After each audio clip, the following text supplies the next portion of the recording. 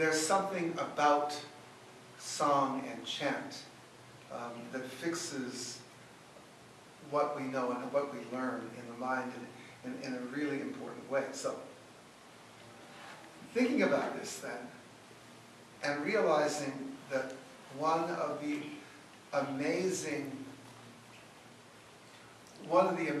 stories that's connected to our people, this is a factual thing, is that literacy was essentially introduced to the Kanaka Maoli by American missionaries in the early 1820s.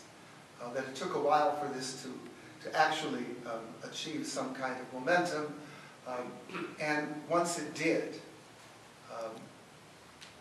it spread extremely quickly and became a fixed part of people's everyday lives.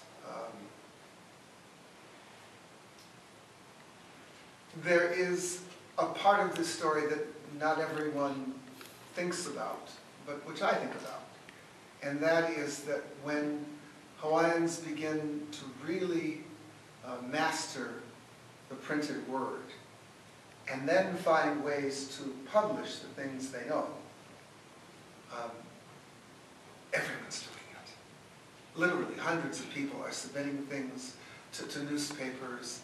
They're writing things. They're writing their manawa. They're writing stories. They're writing almost anything. You guys know. They're writing almost anything, about almost anything. Things that they see when they visit California. But they're writing stories of their ancestors. They're writing down genealogies. And, I think to ourselves, what an amazing thing that they grasped literacy this way, and that they used it in a way to, and I really, preserve this knowledge. These things that were gotten by their ancestors over thousands of years of interaction with nature, interaction with one another, interaction with the sea, with land, with the elements, all the things that were learned. And they were writing these things down almost in a desperation, in a period when the population was plunging from perhaps a 500,000 to 800,000 to less than 40,000 in the course of about 125 years. And, then if you think about literacy's real advantage, you realize that one of the advantages that literacy has over non-literacy, it really is an advantage, is that with an oral culture, you have to have a surviving culture. You have to have a surviving people. If I know something and I teach my daughter that thing, that really important thing, that really important genealogy, that really important technology, I'm trusting she's going to outlive me and teach it to her children. And you could not guarantee that in the 19th century. In fact, that's the thing. We would die. And it seemed to me, and this is how I interpret this, it seemed to me that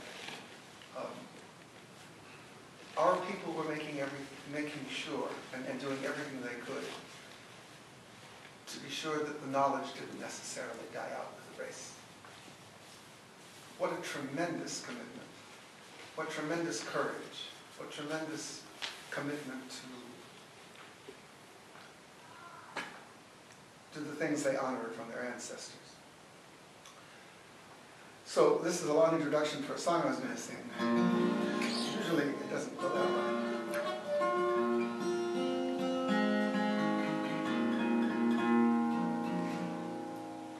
Here's a song. My father, one of the first songs I ever learned to sing with my father.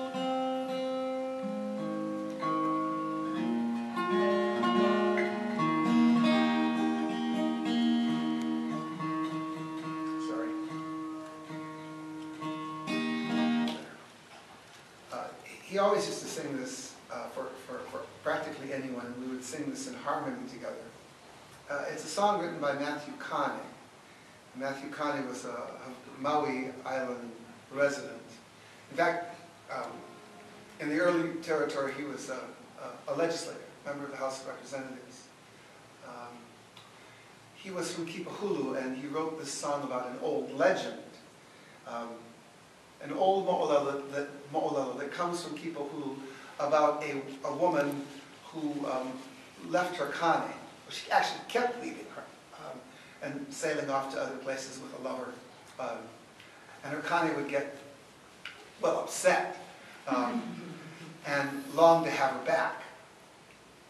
And so in this mo'olelo that sort of informs this song written by this 20th century Hawaiian, the man goes to a kahuna and asks the kahuna to say something, to do some kind of magic that will force his wife to come home.